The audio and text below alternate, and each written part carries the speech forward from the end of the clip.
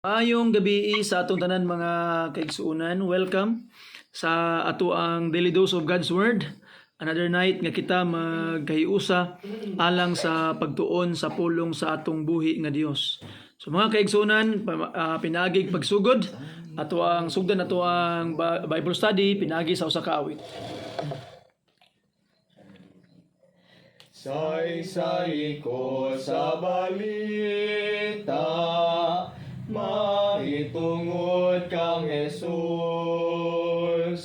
Sa matahom nga kaagi, sa iyang pagpagataw.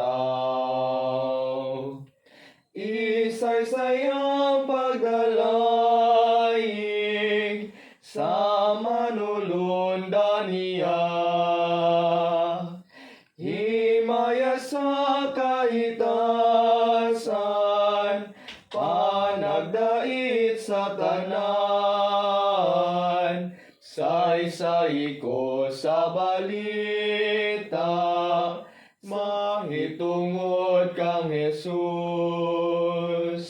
Sa balita nga bililhon, katamis ng alimyon. Saysay ko sa balita, sa kamatayon niya. Sa iyang pagkabanhaw, gikan sa mga patay. Ang gugma sa manluluwas, putli manog malumo. Isaysay mong gugma niya, kanako naglukat. Saysay ko sa balita, mahitungod kang Jesus. Sa balita nga bililhon, katamis ng alimyon. Amen. Thank you for that wonderful song. And again, Merry Christmas ato ang tanan mga kaigsuonan. Welcome sa ato ang Daily Dose of God's Word. Lain na po ni gabi nga kita magkahiusa alang sa pagtuon sa pulong sa atong buhi nga Dios. Some of our brethren wala karon no kay basin nga bilar pa siguro sa celebration ni gabi, but we will continue ang ato ang pagtuon sa pulong sa atong buhi nga Dios.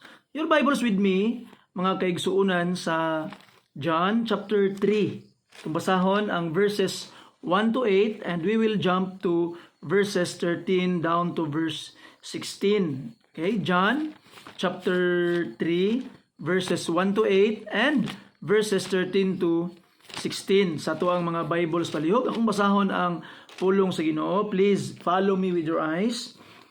There was a man of the Pharisees named Nicodemus, a ruler of the Jews. The same came to Jesus by night and said unto him, Rabbi, we know that thou art a teacher come from God, for no man can do these miracles that thou doest, except God be with him. Jesus answered and said unto him, Verily, verily, I say unto thee, except a man be born again, he cannot see the kingdom of God. Nicodemus saith unto him, How can a man be born when he is old? Can he enter the second time into his mother's womb and be born? Jesus answered, Verily, verily, I say unto thee, except a man be born of water and of the Spirit, he cannot enter into the kingdom of God. That which is born of the flesh is flesh, and that which is born of the Spirit is spirit. Verse 13, And no man hath ascended up to heaven, but he that came down from heaven, even the Son of Man which is in heaven. And as Moses lifted up the serpent in the wilderness, even so must the Son of Man be lifted up, that whosoever believeth in him should not perish, but have eternal life. For God so loved the world that he gave his only begotten Son, that whosoever believeth on him should not perish but have everlasting life. Magampo ta. Amahan nga langit nun. Thank you Lord sa kaygayunan nga imong gihatag kanamo Amahan. Thank you Lord for allowing us to have this Bible study again tonight. Kung paghangyo Lord nga ikaw magpadayon sa pagbless, paguban ug paghatag kanamo Amahan og mga panalangin that we could learn things from your word tonight. Ikaw nay maghatag kanamo kadaugan Amahan, tagay kaalam ang imong ubos nga lagad, that your word might be proclaimed in a manner Ginoo nga masabtan sa mga katawhan who are listening today, tonight, and even those people that you would allow to listen niining pag-Bible study Ginoo. Thank you Lord sa kadaugan ug pagtubag niining mga paghangyo sa ngalan ni Jesus gipangayo na mong tanan. Amen. Amen. Amen. Again, maayong gabi sa tanan mga kaigsuonan. Welcome again sa ato ang Daily Dose of God's Word. Another night, ato aning pagkatun-an ang pulong sa Ginoo. Sa ato ang mga daily bread mga kaigsuonan, the title of our devotion is, or Bible study is, Christmas Child. Christmas Child. And of course mga kaigsuonan, the Christmas child is Jesus Christ. Because Christmas means the birth of the Lord Jesus Christ. Now ato makita mga kaigsuonan, ingon pa ang verse 13. The Bible says, "And no man hath ascended up to heaven, but he that came down from heaven." So, ato na yung Christmas mga kaigsuonan, the first Christmas night, it was when the Lord Jesus Christ descended from heaven, took upon him a form of a servant. Nagpakatao siya para lang kita mga kaigsuonan makaangkon sa kaluwasan. So today, the world celebrate the birth of the Lord Jesus Christ. And ato makita mga kaigsuonan, it is actually the incarnation when our God left His throne in heaven to seek the lost, that He might seek and save the lost. Ingon pa sa Luke chapter 19 in verse 10, He was born that we might be born again and bring us to the kingdom of God. So kinahanglan ang purpose di ay ngano nga nagpakatao siya para kita mga luwas, to save us from our sin, that we can be born again in order for us to see the kingdom of God and to enter into it mga kaigsuonan.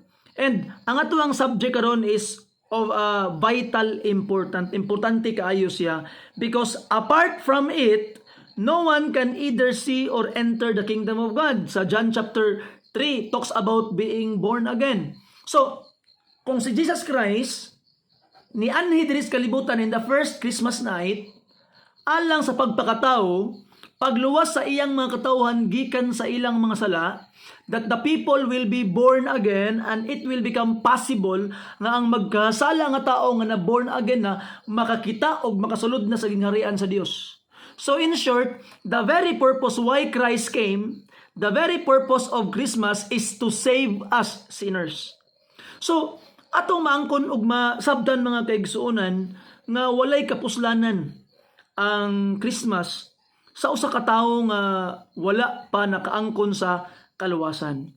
Christmas is meaningless for a person kung wala pa sa kaluwasan, because the very purpose why Jesus came is to save people. And if that person is not yet saved or he refused to be saved, he refused the preaching of the gospel, di siya mutuo, he refused to believe, then iya karon nga gipakgang ang very purpose nga nung nag-celebrate siya. So, ang tao nga wala pa nakaangkon sa kaluwasan, actually walay katungod nga mag-celebrate og Christmas mga kaigsuonan, because Christmas is a celebration of the coming of the Savior. And if you are not yet saved by the Savior who came, then what is the purpose of your celebration? Mao na ang problema, gi-hijack sa kalibutan ang celebration of Christmas mga kaigsuonan. Na ato makita no nga imbis kay day of Christmas, people will celebrate Jesus, the coming of the Lord Jesus Christ, that He was born for us. Pero ahan mo makita ang mga katawhan. Paminaw ni mong balita, daghan kay nangabangga, kay nangahubog, daghan kay mga nag-away, daghan kay nagrambol, daghan kay unsa bang nangahitabo, daghan mga nagdisgrasya. You see, and ato makita mga kaigsuonan that these people do not understand Christmas and why they are celebrating. Na ato makita nga sakit pamalandungon, that they have put Jesus out of the picture in our in the Christmas, in our time today, mga kaigsunan. So nahitabo karon, Christmas is about shopping, Christmas is about family, and of course it's good to be with your family, but it's not about your family, it's about Jesus, mga kaigsunan. Even though kompleto ang inyong pamilya, but without Jesus, it's useless. Wag yapoy pulos. No, ato makita, mga kaigsunan, nga we must remind all the world that Jesus is the reason why we celebrate. And we must not put out Jesus out of the picture, mga kaigsunan. You see? So, para mahimo na tong mas ma-appreciate ang celebration sa Christmas, we must be born again and tell people how to be born again. Kay mao nay purpose nga nung nagpakatao ang atong Ginoo, mga kaigsunan. By born again, we do not mean social change, physical change, local change, religious change, moral change, or intellectual change. That is not what we mean, mga kaigsunan. Dili pasabot nga ay kani nga tao na maayo lagi ang kinabuhi, na bag-o lagi siya, ay sukad lagi sa nakaduhog sa pulong sa Ginoo, ni hawa na sa iyang relihiyon, ni balhin na siya baptis, na siya religious change, nabutaan lagi ni siya, nakabalon lagi siya sa Bible. So kanang mga butang, mga kaigsunan, is very good. But people can do it without being born again. Na mga tao nga namalhin lag relihiyon nga naman tungod di ganahan lang. Nakauyab dito sa kanang relihiyon, ani adto pod ni balhin pod kay para mosunod sa uyab. Mo'y nahitabo karon. Ato makita, mga kaigsunan, nga nay mga tao nga mabutaan. You see? And because people are trying to teach morals. Nay mga pastor karon nga dili na pastor ang tawag. Ang tawag sila mga life coach na. So atong makitaan, mga kaigsunan, nga you can change your moral understanding, your intellectual about the Bible, your religion even, you see, but it doesn't mean that you are born again. Being born again, mga kaigsunan, is a spiritual change. A change from the inside that will manifest from the outside. Kung ang change lang is from the outside lang without something happen in the inside, and that is useless. That the change that is happening in the outside must be the result of the change that is happening inside. Mao na atong istorya nga being born again, mga kaigsunan, when God communicate a spiritual life to someone, to the believing sinner. Tanawa si Nicodemus. Nicodemus, in our text, he was a religious person. He was a moral person. He was sincere. But he was not born again. You see, giingnan Jesus Christ nga, he must be born again. Why? Relihiyoso siya, moral person, sincere, but he was not born again. Kaya ang atong sincerity sa itong mga relihiyon, mga kaigsunan, wala nagpasabot nga luwas na ka kay sincere ka. Di ba? Nga ato makitaan nga there are a lot of people are very, very sincere in following their own religion. Mingon pa nga, ang akong namatan, akong pakamatyan, ay mo na ni dinhin namin nagko, dinhin namin mga matay. So that is the principles of a lot of people in our time today. Very, very sincere. There are religions that they are willing to die and even to kill in order to uphold their belief. Very, very sincere. Pero ato makitaan, mga kaigsoon, sincerity is not an indication of truth. Di ba? I remember a story about a nurse. Usa ka nurse, mga kaigsuunan, nga gisugo sa iyang doktor nga i-apply tong usa ka vial sa iyang pasyente, usa ka bata. And something happened nga mali nga vial ang iyang nahatag. Mali nga tambal ang iyang nahatag sa iyang pasyente. And the nurse said, I sincerely believed that I have given him the right medicine. Sumala pa niya. I sincerely believe I have given him the right medicine. But did her sincerity save that person? Of course not. Did her sincerity change the situation? No. Ato makitaan, mga kaigsunan, sincerity is not an indication of truth. You see, we must be sincere. Yes, that is very, very important. But we must be sure nga tama pod ang ato ang ginabuhat, mga kaigsunan. Just like, tanaw nimo ang giingon ni Apostle Paul sa mga Israelites, mga kaigsuunan. Open your Bibles with me in Romans chapter 10 verse 2. Tanawa ang giingon ni Apostle Paul regarding the Israelites. Ingon pa niya, for I bear them record that they have zeal of God. So they have zeal of God. Grabe ka init. Grabe ang zeal. Grabe ka dasig. But not according to knowledge. Not according to knowledge. Dili mao. Sayop. You see, you can be sincerely wrong. You can be sincerely wrong. That's why we must try to look at the Bible, mga kaigsunan. Maybe karon nga na-change lang ang imong kinaiyahan, na-change lang ang imong religious denomination, na-change lang ang imong mga ginabuhat sa una, napulihan lang og arang-arang. But the question is, are you truly born again? Muna'y pangutana. Kay meaningless ang atong pag-celebrate sa Christmas, meaningless ang mga exchange gifts, meaningless ang mga whatsoever the way you celebrate Christmas, mga kaigsunan, it will be meaningless. Yung mga pag-awit, if you are not yet born again. Because the very purpose why Jesus came is for you to be born again. But if you are not yet born again, then why pulos? Meaningless. You must be born again today. And kung namang galing tayo mga gathering in our homes, in Christmas times, we try to invite people. I hope that we must preach Jesus and tell them how to be born again, why Jesus came. Tell the people why Jesus came. You must be born again. Na ang pangutana karon mga kaigso, anong kinahanglan man kita ma-born again? Unsa din ang born again? Usahay, ang mga katawhan nagtuo sila nga ang born again is kanang magbalhin nga relihiyon, nga kanang relihiyon nga born again. No. It doesn't mean that you are in a group that is calling themselves born again. You are already born again. Born again is something that happens sa imuha. Nahitabo sa imuha ba na born again ka ba? Na anak ka pag-usab. You see? So ato makitaan mga kaigsuunan nga when you are born again, it is not an intellectual change. It is not something that you have acquired through knowledge, but it is an experience. You were born again. Na-experience nimo na anak kapag usab mga kaigsunan. Why do we need to be born again? Why? Because we are enemies of God.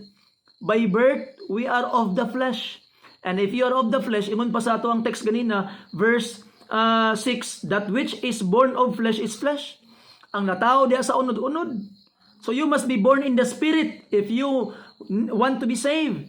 And ato makitaan mga kaigsuunan, ingon pa sa James chapter 4 verse 4, that the friendship of the world is enmity with God. So kalaban na to ang Ginoo. We are enemies of God mga kaigsuunan. And if you are in the flesh, ato makitaan nga you cannot ever please God. In Romans chapter 8, open your Bibles there please. Romans chapter 8 verse 5 to 8. Atong tanawon ang giingon sa pulong sa Ginoo. Romans chapter 8 verses 5 to 8, the Bible says, but they that are after the flesh do mind the things of the flesh, but they that are after the spirit, the things of the spirit. So you must be born again. Because if you are in the flesh, you will follow the things of the flesh. But if you are born in the spirit, you will follow the things of the spirit. Mabitaw nang giingon sa 1 Peter chapter 2 verse 2, as newborn babes desire the sincere milk of the word. Mabawaan nimo nga na born again ka, one of the indication is na nakay desire nga makaangkon og milk of the word of God. Kabantay kag baby. Kadang baby nga natawo mga kaigsuunan, dili na nimo kinahanglan nga baby, mudidi ka, gusto ka gatas, dili na. Muhilak na siya og iya mangayog mangita gatas unya pag maka dool na siya sa suso sa iyang mama. Ato makita sa pag di nimo tudloan makabalog gyud siya suso, instinct niya nga naman, desire niya nga makainom og gatas. So kung ikaw na born again na tao kapag usab diha sa espiritu, naanay inner instinct sa imong kasing-kasing nga gusto gyud ka nga makadungog ug maka-learn pa more from the milk of the word of God. You see, and I hope na sa imo mga kaigsuunan, because if you are born in the spirit, you will follow the things of the spirit. Now, verse 6 sa Romans 8:6, for to be carnally minded is death, but to be spiritually minded is life and peace. Because the carnal mind is enmity against God, for it is not subject to the law of God, neither indeed can be. Ang tanong verse 8, so then they that are in the flesh cannot please God. So, you must be born again. You are dead in sins and trespasses. You cannot please God the way you are, mga kaigsunan. Tambag sa mga katawhan nga, just live your life the way you are. No, higala igsoon. You cannot please God the way you are. You must be born again. Kinahanglan ka maanak pag-usab, mga kaigsuunan. Nga ito makitaan nga, how can a man be born again? Unsaon man nga ma-born again ang usa ka tawo. So, you can be born again by believing. the Lord Jesus Christ. Tuuhi ang pulong, and the Holy Spirit will work sa imuhang kasing-kasing. The Holy Spirit will work sa imuhang kinabuhi, mga kaigsuunan. Unsay giingon sa John chapter 3. John chapter 3, mga kaigsuunan, di ba sa verse 14, look at this. And as Moses lifted up the serpent in the wilderness, even so must the Son of Man be lifted up. Okay? So, iliftod ang Ginoo, Jesus Christ, ilansan sa cross. 15, that whosoever believeth in him should not perish, but have everlasting life. For God so loved the world that he gave his only begotten Son, that whosoever believeth on him should not perish, but have everlasting life. So ato makitaan, mga kaigsunan, ang word nga gamit, believe it. Kanang word nga believe it, it means those who continue believing. Unsaon man nimo pagkabalo nga ang imong pagtuo 10 years ago, 20 years ago, 5 years ago, 3 months ago, unsa ba nimo pagkabalo nga tinuod nga pagtuo kay hangtod karon nagpadayon sa pagtuo. Kaning word nga believe it diri mo na yang gipasabot mo nang na TH. You see, ato makita, mga kaigsunan, it is just like a gerund, nagapadayon siya. So ato makitaan nga you must be believe. And that faith, kana nga faith nga nagabelieve, mga kaigsunan, kana nga klase nga faith katong pagtuo nga nagalahutay. Tinuod tong pagtuo, pagdawat nimo kaniadto, kay ngano man hangtod karon nagatuo pagyapon ka. You see? So ato makita, mga kaigsunan, mo bitan nang giingon pa ni John sa 1 John chapter 2 verse 19 nga ni hawa sila gikan kanato kay para madayag nga sila dili gyud kauban nato. Sumala pa ni John, mga kaigsunan. So one of the indication that a person is not truly saved is when he left Jesus, gibiyaan niya ang Ginoo, ang kaluwasan without coming back. Kay og tinuod gyud na luwas mobalik gyud ka, mga kaigsuonan. You see? So ato makitaan, everybody of us must be born again. Kinahanglan tang maanak pag-usab diha sa pamilya sa Ginoo, mga kaigsuonan.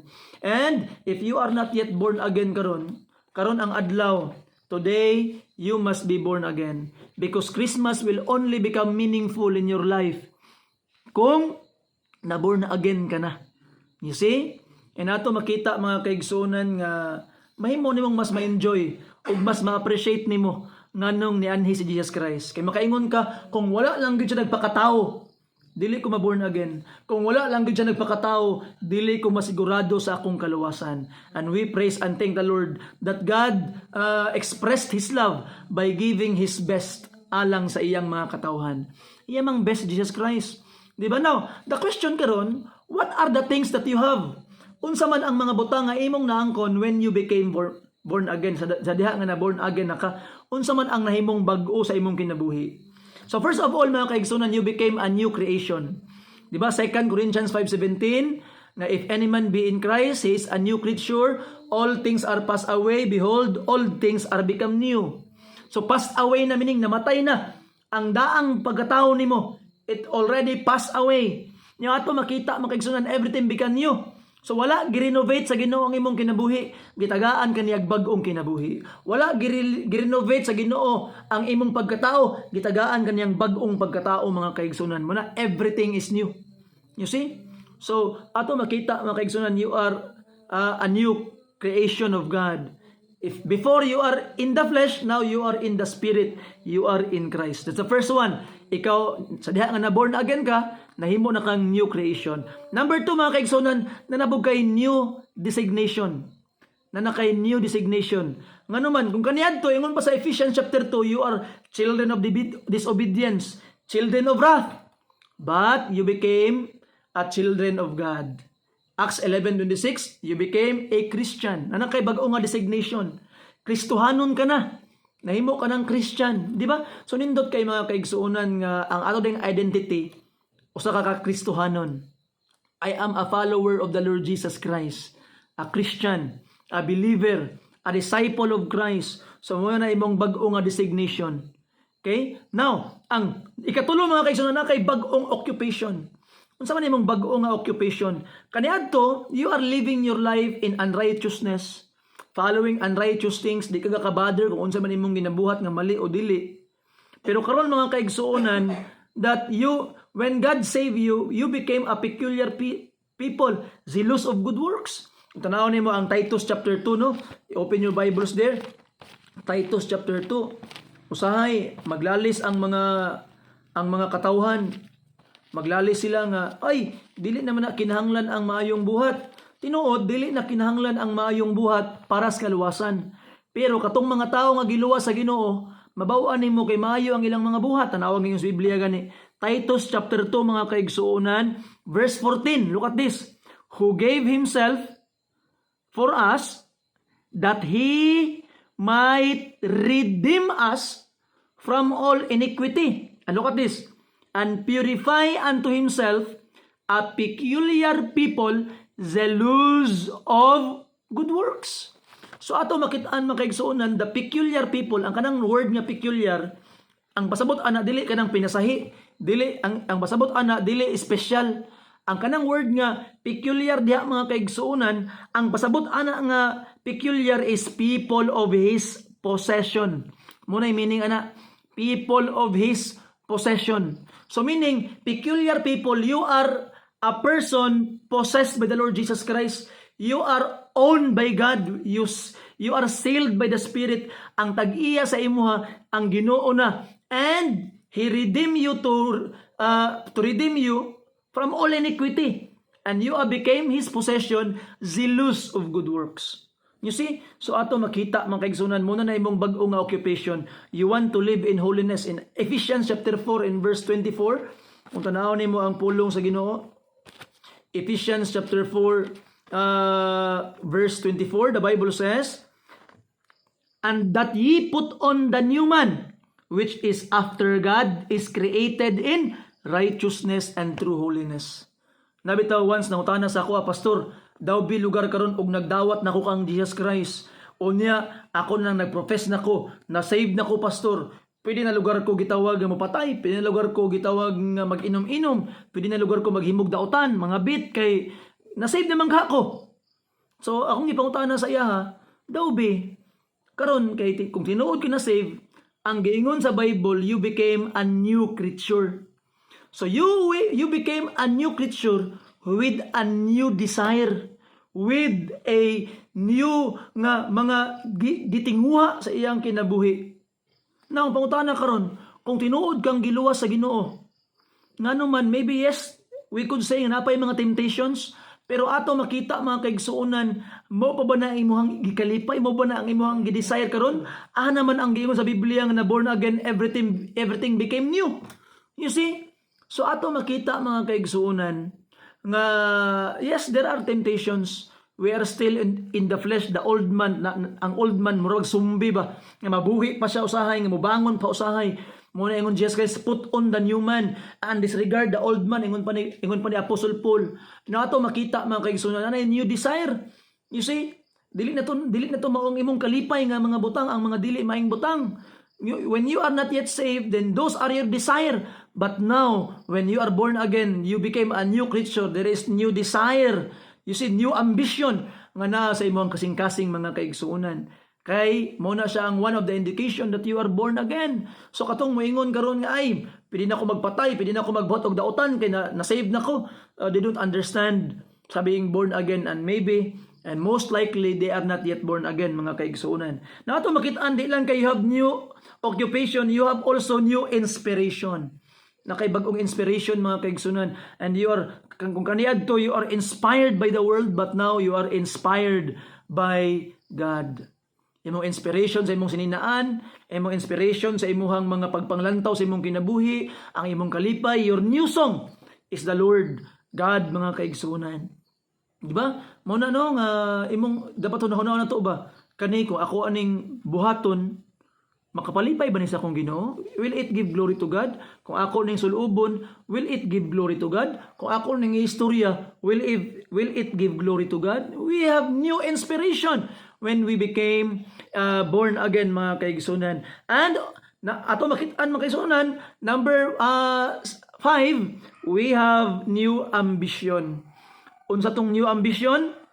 Ang atong ambition is to please God. Tanawa gani 2 Corinthians 5:19. 2 Corinthians chapter 5:19 mga kaigsuonan ang ingon sa Biblia. Okay, if you are there, please say amen. Okay, 2 Corinthians 5:9, not 19, 5:9 lang. The Bible says, wherefore we labor that whether present or absent, we may be accepted of Him. Accepted by Christ. So mga kaigsuunan, dawaton man ka ni bisan kinsa. Pero kung dawaton ka sa Ginoo, okay lang. Di ba? Sometimes there will be rejection sa imong kinabuhi. Na mga rejection sa imong kinabuhi nga murag bitaw ma-distress ka kay ngano man nga murag dili man ko accepted ani nga mga tao. But mga kaigsuunan, nag-ingon ang Ginoo, I will never leave thee nor forsake thee. If you will be accepted by Christ, then be it. See, mahimo tang gitawag nga contented ana. And of course there will be people who will be accepting us. Kay kung accepted ka ni Christ, mga kaigsuunan, remember this, kung accepted ka ni Christ, more likely the people who will accept you are the people of Christ. And those people who hate the Lord Jesus Christ, more likely they will reject you. So, unahag yun nga accepted ka ni Christ, mga kaigsuunan. Kaya kung accepted ka ni Christ, then there will be people who accept Christ also will accept you. And katong mga taong dili nila madawat ang atong Ginoo, more likely di bukan nila kaya dawaton. You see? So ato makita, mga kaigsuunan, that it must be our new ambition to be accepted by the Lord Jesus Christ. And number 6, we have new adoration. Itong pagsimba sa Ginoo.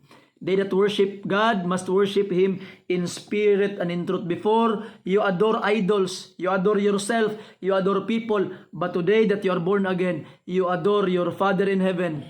Ang imong manuluwas, nagpakamatay sa imo ha. Your adoration is to Jesus. You adore Him, mga kaigsuunan. See, murag siya bitaw ang the best person in the world. Kung kabalo ka no, mailhanin mo ang tao nga gi-adore gud niya si Jesus Christ. Kay ang tao gani nga gi-adore gud niya pag-ayo si Jesus Christ, mailhanin mo kay perminti niya i-share si Jesus sa ubang mga katawhan. He or she will always tell people about Jesus. Ipanghinambog yun niya yung Ginoo, "Hoy, gusto kang maluwas? Akong Ginoo, nagpakamatay para nimo." He will always share. Why? Proud ka. You adore Him.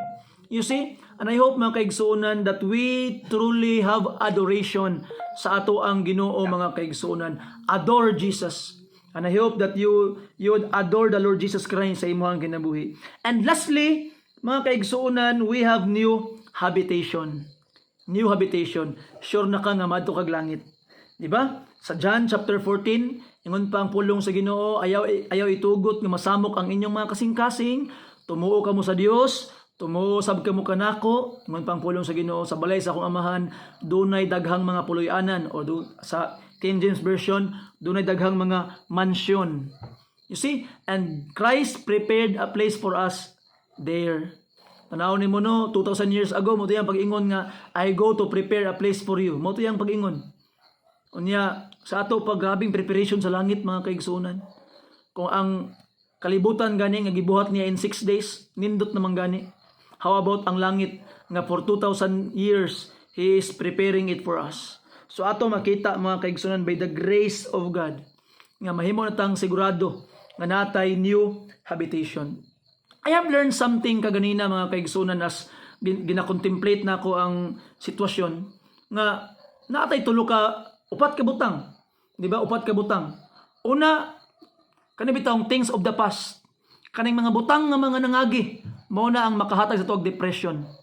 Ma-depress ka, nga naman, kay mao ni ang mga gitawag nga nabuhat na ko sa una, uy basing makabalo si kuan sa nabuhat na ko, ay basing inani, ay maulaw ko, ma-depress ka.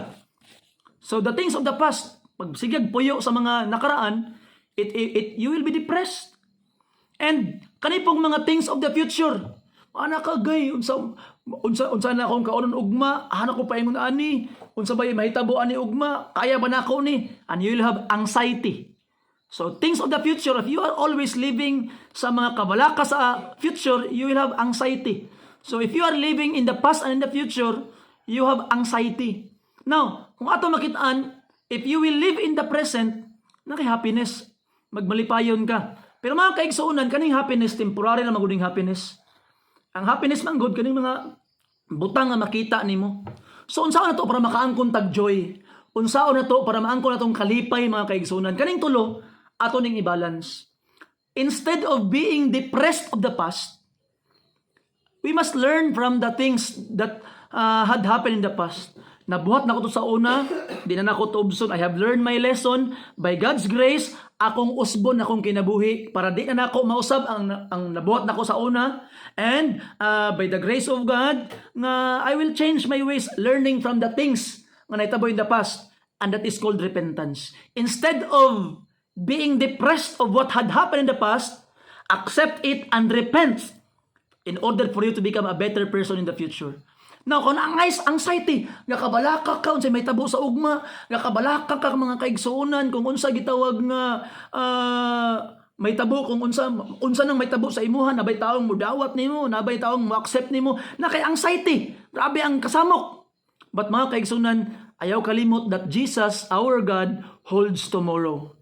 And natay new habitation. He prepared a place for us. Unsay tawag ana? Hope na kay paglaom. So kung mag-uban na ni mga kaigsuunan, ang gitawag nga repentance from the past, learning from it, becoming a better person, and your hope for the future, and in the present time, you will have joy. Na kay joy. Kaya nga naman, kabalo ka, nga ang Ginoo, iyan ang gikalimtan ako mga sala kaniadto. Ingon sa Hebrews chapter 8 verse 12, akong mga sala, iyan ang gilimtan. So ay di na ako ma-depress ato kay gilimtan na sa Ginoo. Nganong hinumduman naman ako ang gikalimtan na sa Dios. And in the future, you know that God holds tomorrow. I can survive. So in the present, nakakitawag nga trust. So, diha mag-revolve ang kalipay na nakay-joy mga kaigsuunan. So I hope atong makita kana nga gitawag nga mga butang, when you are born again, kani nga mga butang will be something ibutang sa Ginoo sa imong kasing-kasing. Kay ang kalipay manggod dili man gud nimo ma-acquire, tagaan ako regalo ana na siya joy. Ay, tagaan ako ni siya ginani na siya joy, no. Joy is different from happiness. Happiness is connected with temporary things, na kay bagong cellphone, ma-happy ka, na kay niabot ang imong family member, na happy ka, na kay tagaan kag kwarta, na happy ka. Pero ang joy mga kaigsuonan is something connected in our soul. Inner joy. And ato makitaan, only God can provide that joy. And He will provide that through giving you forgiveness from the past, hope in the future, and this trust in the present mga kaigsuonan, ibutang sa Ginoo sa imong kasing-kasing. So I hope by the grace of God nga ikaw nahimo na kang na born again. And these things will happen sa imuha if you would ask the Lord. Pangayowa sa Ginoo, Ginoo tagay kog kalipay, tagay kog tinuod nga joy sa akong kasing-kasing. Hindi na ako magpatunto sa mga past, hapit na biyang New Year. Di ba? Hapit ng New Year mga kaigsuonan. Ayaw na pagpa-depress sa mga past things. Ayaw na po pag-angkon og anxiety sa future things nga wakakabalod sa may tabo. Instead, trust the Lord Jesus Christ today that He will forgive you from the things of the past. He will prepare you to face the future, and He will give you joy and happiness as you do it karon mga kaigsuonan. But first of all, siguraduha ang imong kaluwasan. Receive Jesus Christ as your Lord and Savior. And you will be born again. He died for you, namatay sa tungod sa imong mga sala, gilubong og wa sa nagpabilin sa lubnganan, nabanhaw siya mga kaigsuonan. And the resurrection is the greatest truth. Nabanhaw siya og tungod kay buhi siya. You can call Him today, Ginoo, luwas ako og maluwas kaniya kay buhi siya. Igsoon, ayaw na paglangan. Repent and believe in the Lord Jesus Christ, and thou shalt be saved. Usa ka awit alang kanato.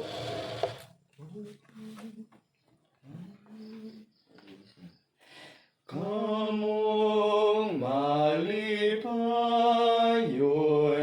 ug maminatod doon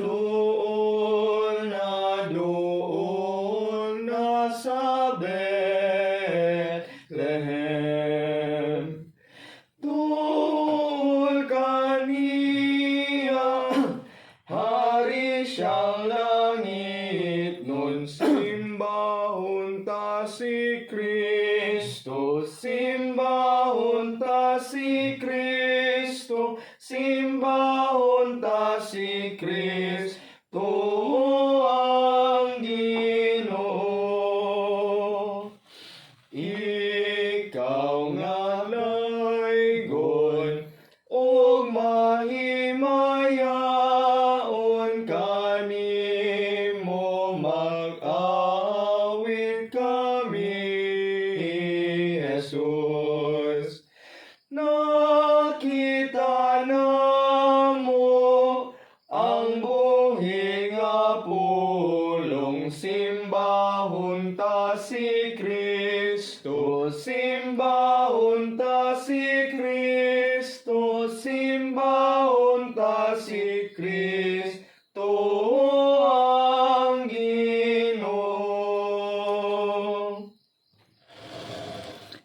Thank you for that wonderful song. Again, Merry Christmas atong tanan mga kaigsuonan, and I hope nga Jesus Christ is the center of our life today, and not only today but adlaw-adlaw sa atong kinabuhi mga kaigsuonan.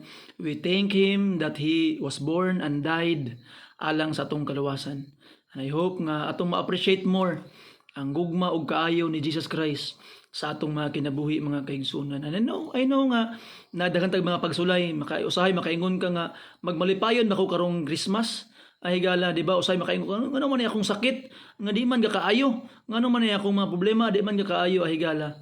Sometimes God will remove all the pain diretso, but sometimes dili ang pain yang i-remove, kung dili dungangan kaniyag kusog para mo lahutay. And you can say, nilahutay ko tungod sa Ginoo. Magampo ta. Amahan nga langit nun, salamat Lord sa imong kayo. Thank you Ginoo for giving us this wonderful lesson about you being born. There is kalibutan for us to be born again and for us to be able to see your kingdom nga imong giandam alang kanamo. Ginoo, help us to trust you more.